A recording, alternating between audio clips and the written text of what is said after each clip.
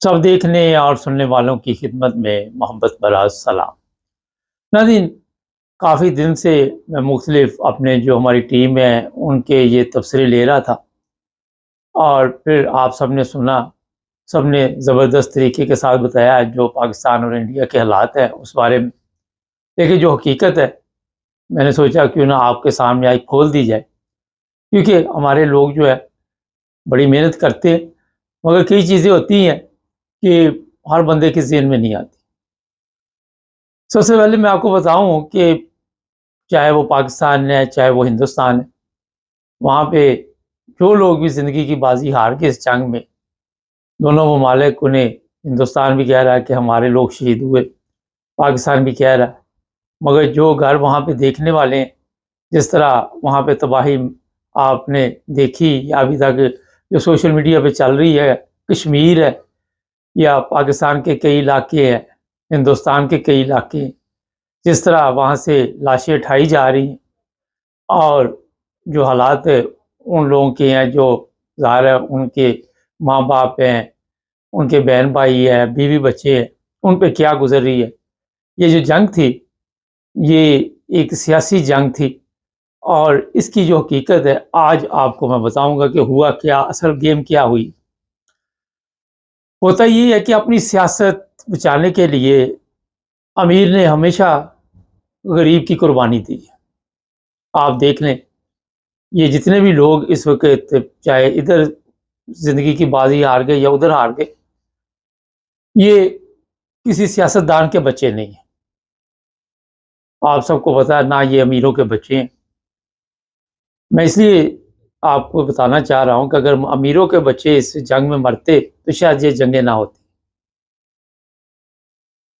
सब सियासी गेम डाली गई और दोनों ममालिक ने अपनी अपनी अवाम को बेवकूफ़ बनाने के लिए ये खेल खेला, मगर ये खेल बिगड़ गया। आपको पता होना चाहिए, कई दफ़ा गेम कुछ और डाल रहा होता है इंसान, लेकिन ऊपर से कुछ और चल रहा होता है सिस्टम। अब ये जंग जो थी, जो अभी तक ख़त्म नहीं हुई बकौल इंडिया के, ये इसलिए करवाई गई कि वहाँ पे सियासी और दूसरे इदारों के मकासद थे। अब हुआ क्या कि जब ये जंग शुरू हुई तो एक पाकिस्तान में फैमिली है, उनके कारोबार पूरी दुनिया में फैले हुए हैं, और उनके कहने पे ये सारा कुछ किया गया। इसमें आप ये भी कह सकते हैं कि लंदन प्लान का हिस्सा भी कहा जा सकता है इसे। और ये बताया गया इंडिया को कि आप हमला करें और आके वहाँ पे मसाजिद, मदरसे जो भी हैं, वहाँ पे आप हमला करें और आपके ऊपर हमला नहीं होगा। गारंटी दी गई थी उस फैमिली की तरफ से जिसके बिजनेस है। और आपको ये भी पता है उनके आपस में कितने अच्छे तल्लुकात हैं। शायद पाकिस्तानी अवाम से उनके इतने अच्छे तल्लुकात ना हो जितने इंडिया के साथ उनके तल्लुकात। आप नाम समझ गए होंगे, ज़रूरी नहीं होता कि हर जगह पे नाम लिया जाए।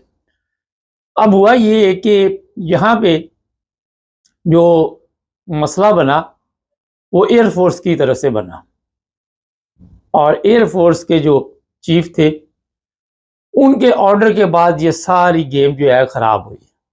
इससे पहले अमेरिका के बयानात भी आपने सुने, इसराइल भी इंडिया के साथ था, और जब अमेरिका को पता चला कि मेरा कुत्ता हारने लगा है तो उसने कहा जी जंग बंद करवा दी जाए। ये तो पिछले 36 घंटे से बातचीत हो रही है, लोगों को बेवकूफ़ बनाने के लिए ये सारा ड्रामा रचाया गया। यहाँ पे जो चीज़ है वो है एयरफोर्स, जो मैं आपको बता रहा हूँ। वहाँ जो फैसला किया गया वो बड़ा अहम था। उन्होंने कहा कि हमारे प्लेन तो जो है ये यहाँ भी खड़े उन्होंने तबाह कर देने, और प्लान यही था कि पाकिस्तान को कमज़ोर किया जाए और उससे हमारी सियासत बचेगी। पता नहीं वो किस तरह सियासत बचाना चाहते थे, हालांकि सबको पता है कि जो भी वहाँ पे पाकिस्तान सिस्टम चल रहा है, जो भी ताकतवर लोग हैं, मैं नाम लेता हूँ तो जिनको वहाँ से مال شال مل رہا ہے وہ ہمارے پروگراموں پہ اعتراض کرنا شروع کر دیتے. خیر میں طریقے سے آپ کو بتا دیتا ہوں. اب ایئر فورس کے چیف نے جب یہ اعلان کیا اور 40-42 پلین ہمارے گئے وہاں پہ اور تباہی مچا دی. یہ پلان کا حصہ نہیں تھا, یہ اس پروگرام کا حصہ نہیں تھا جو اس فیملی نے گارنٹی دی ہوئی تھی. اور وہ فیملی مکمل خاموش رہی. پارلیمنٹ میں بھی اسے کہا گیا بولو, لنڈن میں بھی کہا گیا بولو. اور اسی فیملی پہ یہ میں اب آپ کو بتا دیتا ہوں کہ یہ پانی بند کرنے کا مشورہ تھا یہاں سے گیا. آپ اپنی عوام کی حالت دیکھ لیں. آپ نے دیکھا جہاں بھی عوام کو کوئی فائدہ ہوگا یا کسی بندے سے فائدہ ہوگا اس بندے کو غائب کر دیا جائے گا, قتل کر دیا جائے گا. اب سوشل میڈیا پہ یہ خبریں خود ہی چلائی جا رہی ہے کہ اس چیف کو جس نے یہ حملہ کیا, کیونکہ یہ مشورے سے نہیں ہوا, یہ وہاں سے آرڈر نہیں آئے جہاں سے تمام آرڈر آتے ہیں, وہ خود فیصلہ کیا. جب جنگ ہوتی ہے تو میرے سے زیادہ آپ لوگ جانتے ہیں جو بھی جس ادارے کا چیف ہوتا ہے, ایئر فورس, نیوی, بحریہ, وہ اپنی اپنی لڑائی کے لیے پلاننگ کرتے ہیں اور خود ہی آرڈر دیتے ہیں. سارا سسٹم جو ہے ان کے کنٹرول میں ہوتا ہے. یہاں پہ جو پاکستان کے 40-42 پلین گئے اور جو وہاں پہ لوگ جنہوں نے حملہ کیا وہاں پہ جا کے ان لوگوں نے گھروں میں یہ بتا دیا کہ ہم شاید واپس نہ آئے اور ہم اپنے مقصد میں کامیاب ہوں گے تو پھر واپس آئیں گے. کسی نے اپنی بیوی کو بتا دیا کہ شاید میری ملاقات نہ ہو آپ سے. کسی نے ماں کو بتا دیا, کسی نے باپ کو بتا دیا, جس کو آپ کہتے ہیں سر پہ کفن باندھ کے وہ نکلے اور تباہی مچا دی وہاں پہ. جیسے یہ تباہی کی خبر یہاں پہ ملی اور پھر یہاں سے آرڈر گیا کہ ان کو واپس بلا لیا جائے. آپ یہاں سے اندازہ لگا سکتے ہیں کہ یہ پاکستان واحد ملک ہے کہ جب بھی کسی جگہ پہ حملہ کرتا ہے تو وہاں پہ مداخلت شروع ہو جاتی, اور جب انڈیا حملہ کرتا ہے تو وہاں پہ مداخلت نہیں ہوتی. اور یہ پہلی دفعہ نہیں ہوا کہ ان کو واپس بلا لیا گیا. پاکستان کی ہسٹری پڑھیں, اس میں آپ کو نظر آ جائے گا کہ جنگ کے دوران ہماری کمانیں بھی تبدیل ہو جاتی ہے, ہمارے سودے بازی ہوتی ہے, لین دین ہوتا ہے, تعلقات ہوتے ہیں, پیسہ ہے, سب کچھ ہے. یہ چیزیں جو ہے اب پاکستان کے لیے مشکل پیدا کر رہی ہے. مشکل اس لیے پیدا کر رہی ہے کہ جس ایئر فورس کے چیف نے, میں تصویر وغیرہ آپ پہ لگوا دوں گا, آپ دیکھ رہے ہیں کہ سوشل میڈیا کے اوپر اس بہادر انسان کی تصویر چل رہی ہے. ہیرو تو وہی ہے, ویسے میرے سے پوچھے ساتھ وہ لوگ ہیں جنہوں نے یہ سارا کام انجام دیا. دلی میں بجلی نہیں آ رہی ابھی تک کئی جگہ سے. خیر, اور پھر ان کو کہا جی واپس آ جاؤ. یہ میرے خیال میں اتنا بڑا ایک غلط فیصلہ تھا جو پاکستان نے کئی دفعہ کیا اور آج تک سبق نہیں آ سکتا. وجہ یہ ہے کہ پاکستان کے اندر غدار موجود ہے اور یہ وہی لوگ ہیں جن کے کاروبار پوری دنیا میں پھیلے ہوئے ہیں. والیوم 10 کا میں کئی دفعہ ذکر کرتا ہوں کہ ہماری عدالتیں یہ وہ نہیں کھولیں گی. اب جو سب سے خطرناک چیز ہو رہی ہے وہ یہ ہے کہ جو بھی بندہ پاکستان کے لیے کام کرے گا وہ سمجھتے ہیں کہ یہ ہمارے لیے قابل قبول نہیں ہے.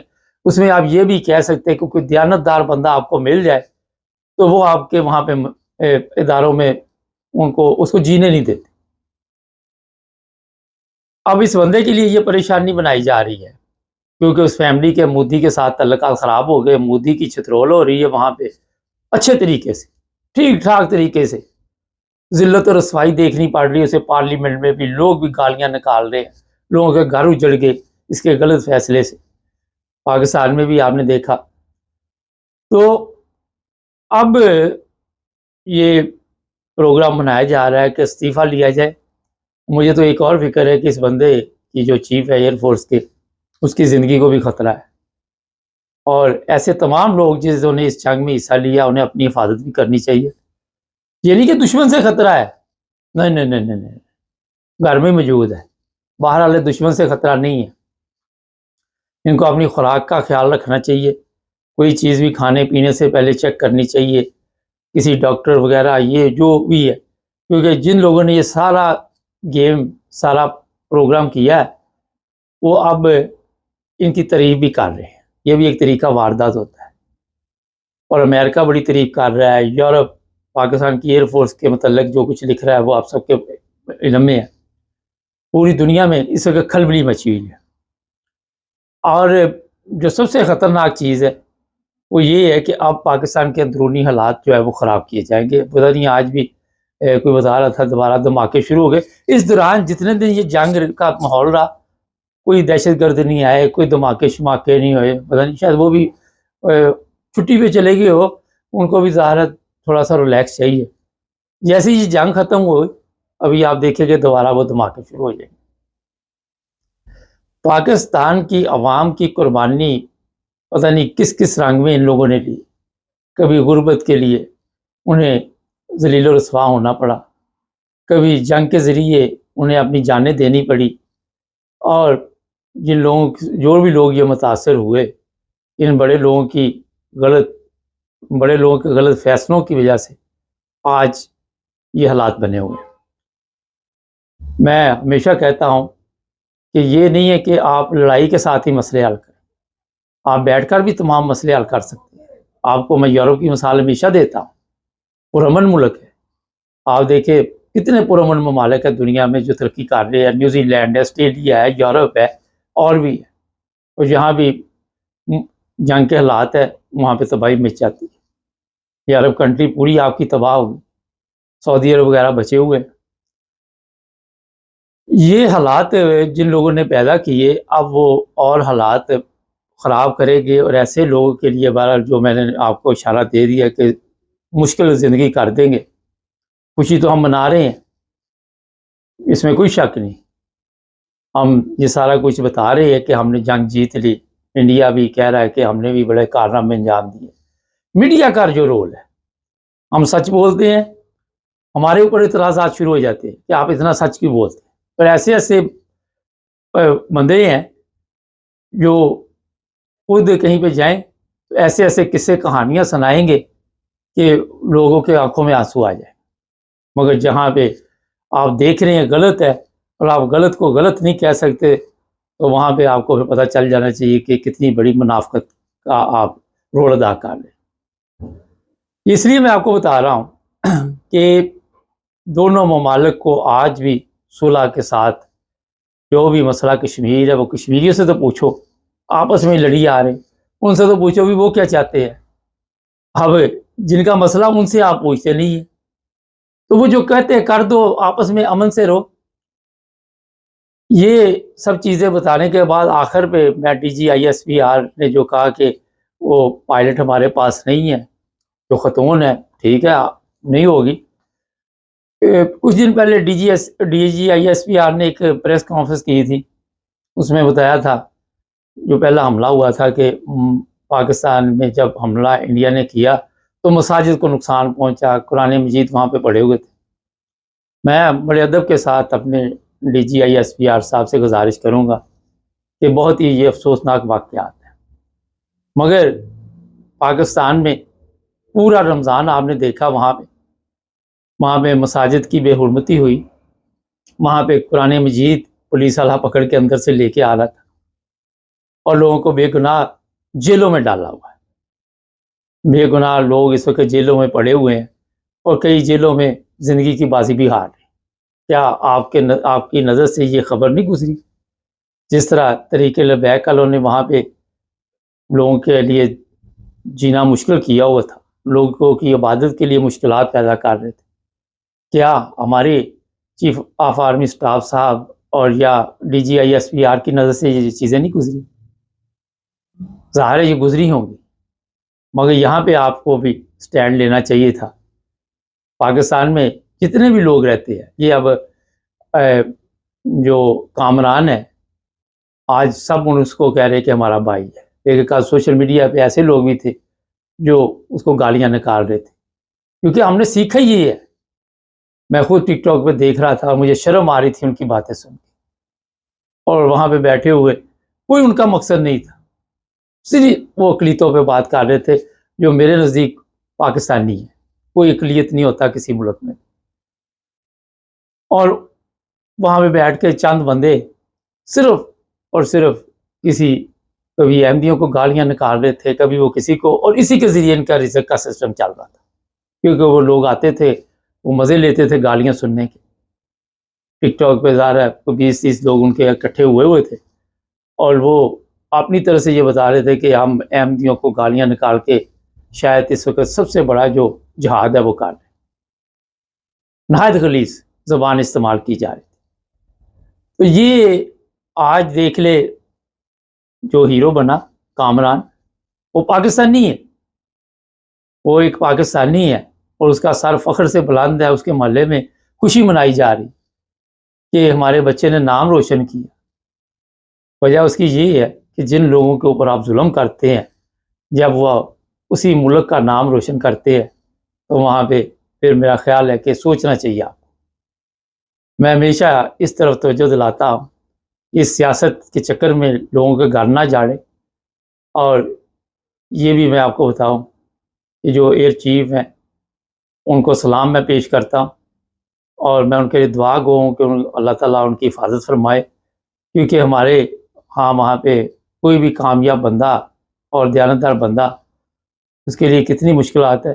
اگر آج ہم یہ پروگرام کر رہے ہیں سچ پہ، تو یہ بھی اگر پاکستان میں ہوتے تو نہ کرتے۔ یہ ملک جو ہے یہ ہمارا سب کا ملک ہے، پاکستانی۔ جب وہ کل جی ٹک ٹاک پہ یہ لگے ہوئے تھے، ان کو کیا جی جو احمدی ہیں ان کو کیا پرابلم ہے؟ وہ پاکستانی نیشنل ہے۔ یہ کہ سیدھا سا سوال ہے، جواب ہے، مگر عقل نہیں ہے، اندھے ہیں، یہ بہرے ہیں۔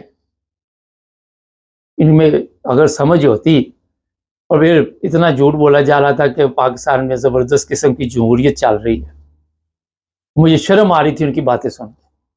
ہمارے ادارے زبردست طریقے سے کام کر رہے ہیں، بھئی اگر اتنے ادارے زبردست ہے تو آپ دوسرے ممالک میں بیٹھے کیوں ہوئے ہیں؟ جو کمزوری ہے وہ بتائیں اپنے ادارے کو، ان کو بتائیں کہ جناب یہ مسئلے ہیں ہمارے۔ دیانتداری جہاں تک آپ کو نظر آتی ہے خود ہی کامرس میں لکھ دیجیے گا، میں اس پہ نہیں کہوں گا۔ اور یہ میں آخر پہ کہہ دیتا ہوں، ایسے تمام قوانین کو ختم کرنا ہوگا، ہمیں ایک قوم بننا ہوگا، پاکستانی بننا ہوگا، ہندوستان کے ساتھ تعلقات ٹھیک کرنے ہوں گے، افغانستان کے ساتھ، ایران کے ساتھ، اور پھر آپ ترقی بھی کر سکتے ہیں اور لوگوں کی غربت بھی ختم کر سکتے ہیں۔ یہ جو چند سال بعد تماشا لگتا ہے جنگ کا، جس میں بے شمار لوگ جانیں ہار جاتے ہیں، یہ نہیں ہے کہ ادھر کی جان گئی ہے ادھر کی، جس طرح میں نے کہا جان تو جان ہی انسان، تو یہ قیمتی جانیں بھی ضائع نہ ہوں۔ میرا خیال ہے اس پہ آپ کو غور کرنا ہوگا، اور اس خاندان کو بھی سوچنا چاہیے کہ جس دولت کے چکر میں آپ نے پوری ملک کی سلامتی کو داؤ پہ لگا دیا، وہ میرا خیال ہے کہ کبھی پریشان نہیں ہوئے، فکر کی ضرورت نہیں۔ ہاں لیکن مودی ان کی منجی اب ٹھوکے گا، کیونکہ جو ذلت و رسوائی مودی کے ساتھ ہوئی، اور مودی کو انہوں نے گارنٹی دی ہوئی تھی، اب وہ ان کو بتائے گا، کس طرح بتاتا ہے اللہ بہتر جانتا ہے۔ چینل کو سبسکرائب کریں، جڑے رہے ہمارے ساتھ تاکہ اور بھی پروگرام دیکھتے رہیں۔